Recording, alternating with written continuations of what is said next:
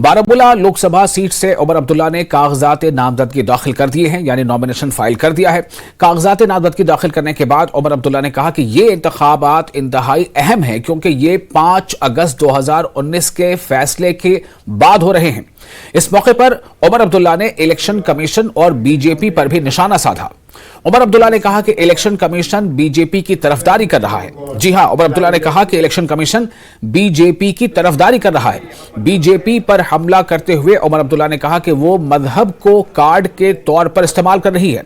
उमर अब्दुल्ला ने यह इल्जाम भी लगाया कि इलेक्शन कमीशन उन सियासी जमातों के खिलाफ कोई कार्रवाई नहीं कर रहा है जो अपनी नफरत अंगेज तकारीर से इंतखाबी ज़ाब्ता अखलाक की खिलाफ वर्जी करती हैं। To fill a seat in the House of the People, to swear in the name of God that I will bear true faith and स्वागत करने के लिए यहाँ पर पहुंचे हैं Umar Abdullah having been nominated as a candidate to fill a seat. तो उमर अब्दुल्ला ने कागजात नामजदगी दाखिल करने के बाद हमारे नुमाइंदे रिफत अब्दुल्ला से बातचीत की। बारामूला पार्लियामेंट सीट के कैंडिडेट उमर अब्दुल्ला मेरे साथ इस वक्त मौजूद हैं। उमर साहब, किस नज़र से आप इस मुकाबले को देख रहे हैं? एक तरफ से पीडीपी के भी कैंडिडेट हैं, राज्यसभा मेंबर रहे हैं, और दूसरी तरफ से सज्जाद लोन लगातार आप पर हमला भी कर रहे हैं। वो तो करेंगे ही हमला। दिल्ली के नुमाइंदे हैं, दिल्ली का हमला नेशनल कॉन्फ्रेंस के खिलाफ तो आप देख ही रहे हो। जब यहाँ पे बीजेपी वाले तकरीर करते हैं तो निशाना हमें ही बनाते हैं। इसी तरह उनके जो यहाँ नुमाइंदे हैं वो भी हमें निशाना बना रहे हैं। जहां तक आपने पीडीपी के उम्मीदवार की बात की, उनको तो हम अच्छी तरह से जानते हैं। जब 370 का मामला पार्लियामेंट में डिबेट हो रहा था, उन्होंने अपने आप को गैर हाजिर रखा, वहां गैर हाजिर रखा वजीर आजम की मदद करने के लिए, वहां पे बीजेपी की मदद करने के लिए उन्होंने अपने आप को गैर हाजिर रखा। उनको हम अच्छी तरह से जानते हैं ना। जिस तरीके से महबूबा मुफ्ती भी अब अकेले लड़ रही हैं, हालांकि आपके साथ इंडिया ब्लॉक का सपोर्ट है, तो क्या आप समझते हैं, क्योंकि वो लगातार यही लोगों से कह रहे हैं कि आपकी तरफ से उन्हें धोखा दिया गया, तो क्या वजह रही कि उनको कोई भी सीट नहीं मिली? क्योंकि यहाँ सीट थे नहीं। कौन सी सीट हम देते उनको? आप बताइए ना, कौन सी सीट देते? तीनों सीटों पे नेशनल कॉन्फ्रेंस के जो है सिटिंग एमपी थे। मुझे एक और जगह दिखाइए जहां इंडिया ब्लॉक में सिटिंग एमपी को हटा के किसी दूसरी पार्टी को एडजस्ट किया गया हो। हमने उस वक्त भी पीडीपी से कहा कि यहाँ सीटों की गुंजाइश जो है डिस्ट्रीब्यूशन में कम है, और फॉर्मूला हमने क्या इख्तियार किया? हमने वही फॉर्मूला इख्तियार किया जो हमने डीडीसी के मैंडेट के दौरान किया, कि जिसकी वहां पे असेंबली सीट वो वहां पे डीडीसी का फैसला करेगी। यहाँ पे पार्लियामेंट में भी हमने वही फॉर्मूला इख्तियार किया, जिसका पार्लियामेंट सीट मैंडेट उसके पास। तो हमने क्या गलती की? और इसके साथ भी महबूबा मुफ्ती जी अल्लाह ताला को हाजिर नाजिर रख के जरा कहें, उन्होंने बंबई में क्या तकरीर की थी इंडिया ब्लॉक की मीटिंग में? मैं गवाह हूं, इंडिया ब्लॉक के हमारे साथी गवाह हैं, जिसमें महबूबा मुफ्ती ने सिर्फ ये कहा कि जम्मू कश्मीर को लेके जो भी फारूक अब्दुल्ला साहब फैसला करेंगे वो पीडीपी को तस्लीम होगी। कहें अगर उसने ये तकरीर नहीं की, और अगर बंबई में उन्होंने कहा कि उनको तस्लीम होगी, तो आज क्यों तस्लीम नहीं है? तो जिस तरीके से आपने आज हमने देखा कि एक हाथ में आपके नेशनल कॉन्फ्रेंस का फ्लैग था और दूसरे में कांग्रेस का, क्या मैसेज थी?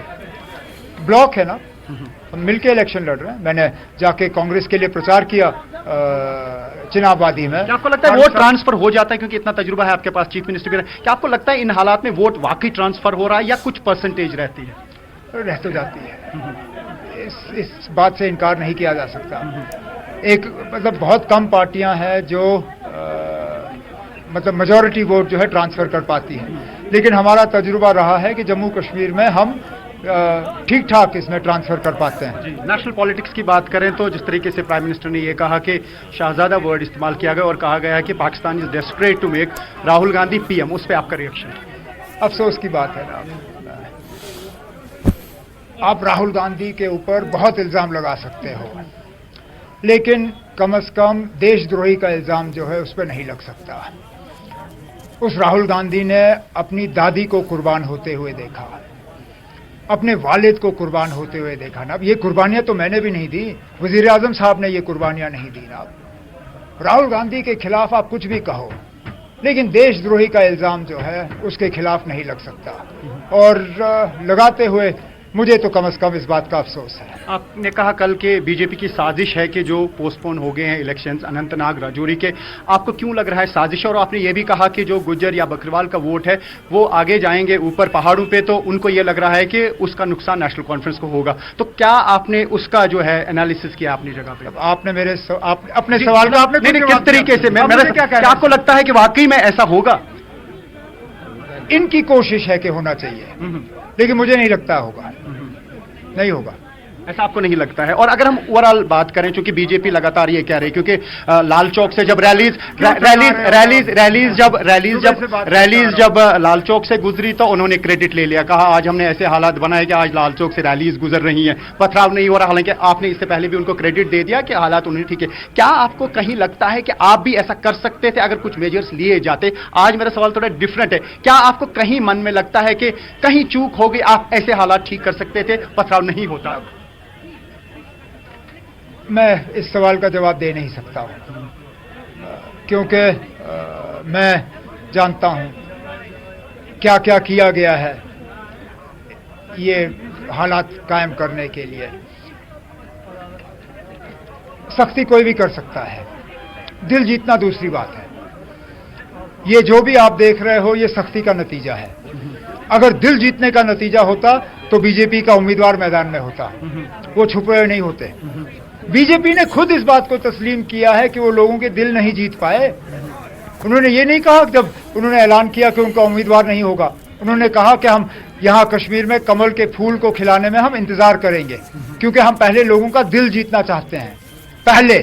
उसका ये मतलब है कि अभी तक वो दिल नहीं जीत पाए, तो जाहिर सी बात है जो भी उन्होंने यहाँ हासिल किया फिलहाल वो सख्ती से हासिल किया। से आपको क्या लग रहा है, जो 2 फेज का चुनाव हो गया उससे आपको क्या लग रहा है, क्या तजुर्बा आपका कहता है अभी कहाँ, जम्मू कश्मीर में? पूरी कंट्री में अगर हम बात करें तो क्या लग रहा है अभी? मुझे तो बीजेपी में बौखलाहट नजर आ रही है, जिस तरह का कैंपेन हो रहा है बौखलाहट नजर आ रही है।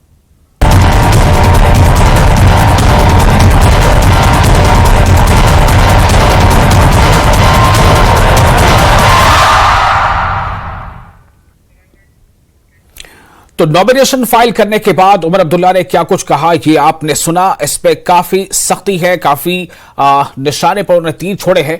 तो इसका मतलब क्या है, आखिर क्यों ईसी को लेकर यानी इलेक्शन कमीशन को लेकर उमर अब्दुल्ला इस तरह से निशाना साध रहे हैं? हमारे साथ 2 खास मेहमान फिलहाल जुड़ पाए हैं, हम उनका तारुफ करा देते हैं। हमारे साथ है साहिल बशीर, बीजेपी के नेता है, और हमारे साथ जुड़ चुके हैं जीशान जावेद राणा जो नेशनल कॉन्फ्रेंस के प्रवक्ता है। कुछ देर हमारे साथ होंगे आसिफ लोन जो पीपल्स कॉन्फ्रेंस के प्रवक्ता है, कुछ देर में वो हमसे जुड़ेंगे, फिर हम उनका भी तारुफ कराएंगे। फिलहाल साहिल बशीर और जीशान, आप दोनों का बहुत बहुत स्वागत न्यूज 18 JKLH पर। साहिल, पहले मैं आपके पास आना चाहता हूं सवाल लेकर। आ चुके उमर अब्दुल्ला ने अपने निशाने पर 2 लोगों को खासतौर से लिया, 2 बॉडीज को। एक तो इलेक्शन कमीशन पर निशाना साध रहे हैं कि वो मुंसिफाना कार्रवाई नहीं कर रहा, दूसरी तरफ बीजेपी पर उन्होंने निशाना साधा है। आपका रिएक्शन? देखिए, मैं विशाल जी आपसे एक बात वाज़ेह तौर बता कि चाहे मैं फारूक अब्दुल्ला साहब की बात करूं या उमर अब्दुल्ला साहब की बात करूं, टाइम टू टाइम उनके जो स्टेटमेंट्स हैं वो बदलते रहते हैं, टाइम टू टाइम जो उनकी लाइन्स हैं वो बदलती रहती हैं।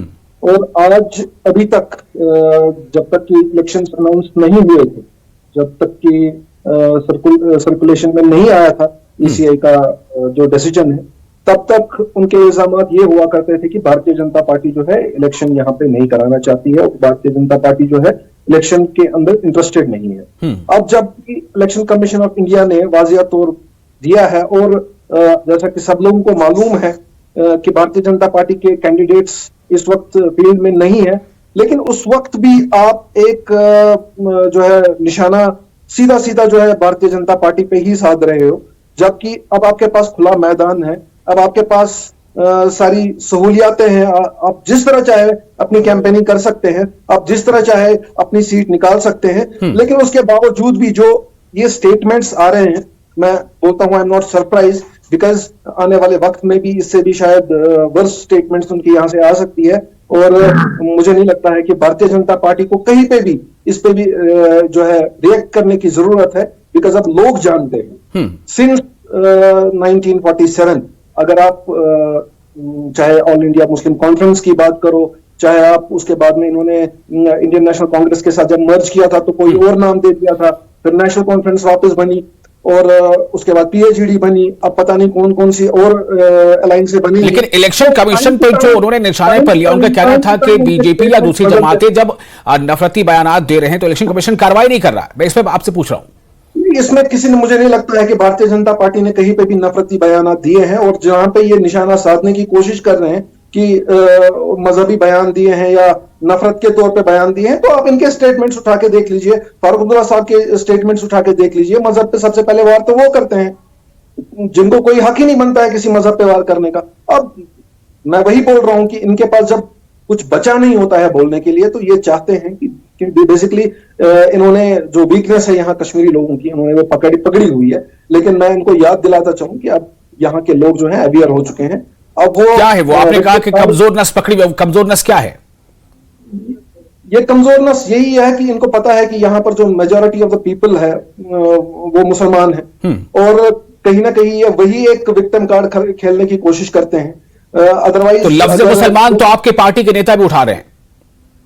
नहीं, हमारे देखिए, हमने जो परसों भी आपने देखा होगा, हालांकि आपकी ही न्यूज चैनल ने मुझे लगता है सबसे पहले उसको बस्ट किया था कि एक परपरेटेड वीडियो जो है बनाया गया था हमारे ऑनरेबल होम मिनिस्टर साहब का, और उसके ऊपर एफआईआर्स भी हुए हैं। और ऐसे वीडियोस जो सर्कुलेशन में आते हैं, तो उसके बाद में वाजिया तौर पे असली उन्होंने क्या कहा था, उन्होंने किसी इस पे मजहबी तौर पे निशाना नहीं साधा था, वो एक कोशिश थी। तो उसी तरह मुझे लगता है यहाँ की जो, चलिए, मुझे लगता है कुछ बात इशारों में आप समझ भी गए, कुछ समझाना नहीं चाहते। जीशान जावेद हमारे साथ मौजूद है, एनसी के प्रवक्ता है। जीशान, आपने उमर अब्दुल्ला का बयान तो जाहिर आपने सुना होगा, आपके पार्टी के कायद हैं। आपने अभी इनका जवाब भी सुना जो साहिल बशीर बीजेपी के प्रवक्ता के हैसियत से बता रहे हैं, लीडर के हैसियत से बता, वो कह रहे हैं कि दरअसल जो उमर अब्दुल्ला कह रहे हैं वो खुद उस जो है उसका इर्तिकाब कर रहे हैं। जी देखिए, मैं पहले तो ये कहूं कि जिस तरीके से ये बशीर साहब बात कर रहे थे, पहले तो ये कहूं कि जो भाजपा की जो पैदाइश है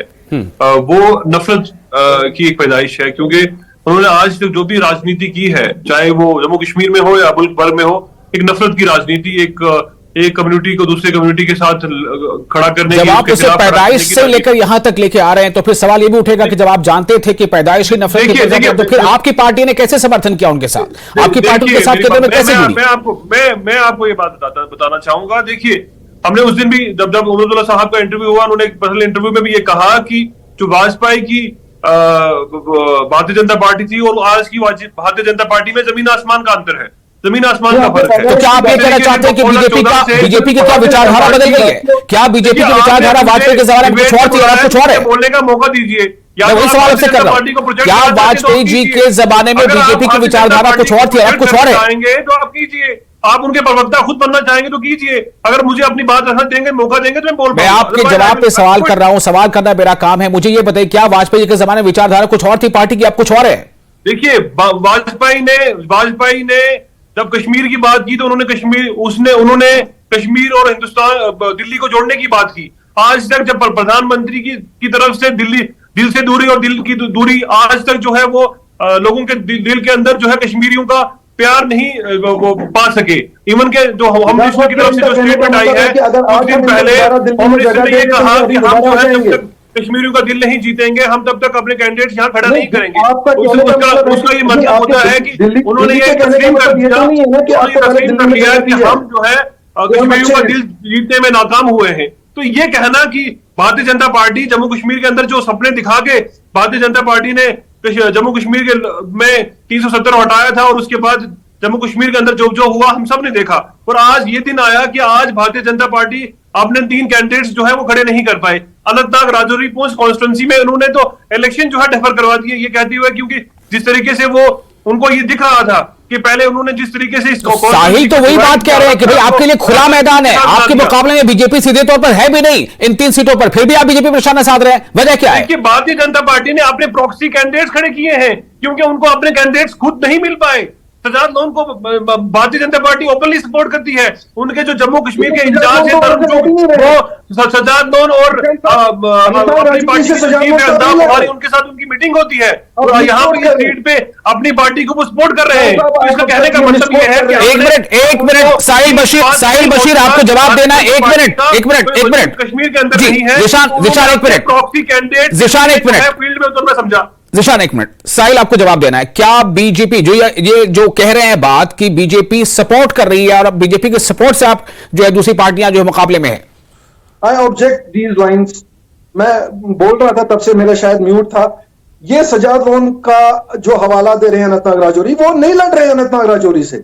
हाउ कैन ही अरे सजाद लोन तो वहां से बारामूला से लड़ रहे हैं।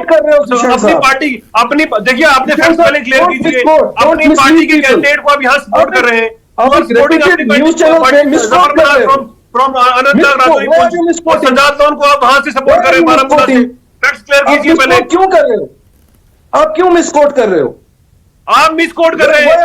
सजाद लोन जो है he is contesting against mister Omar Abdullah. मैं कह रहा हूं कि आप बारामूला अनंतनाग राजौरी की बात कर रहे हैं, उसके लिए जो यहाँ के इंचार्ज हैं तरुण चुग, उनकी एक मीटिंग होती है अल्ताफ बुखारी और सजाद लोन के साथ कि हम कौन सी सीट पे किस कैंडिडेट को सपोर्ट करेंगे। यू आर सपोर्टिंग कमर मनास इन अनंतनाग राजौरी पहुंचे, you are supporting Sajad Lone there.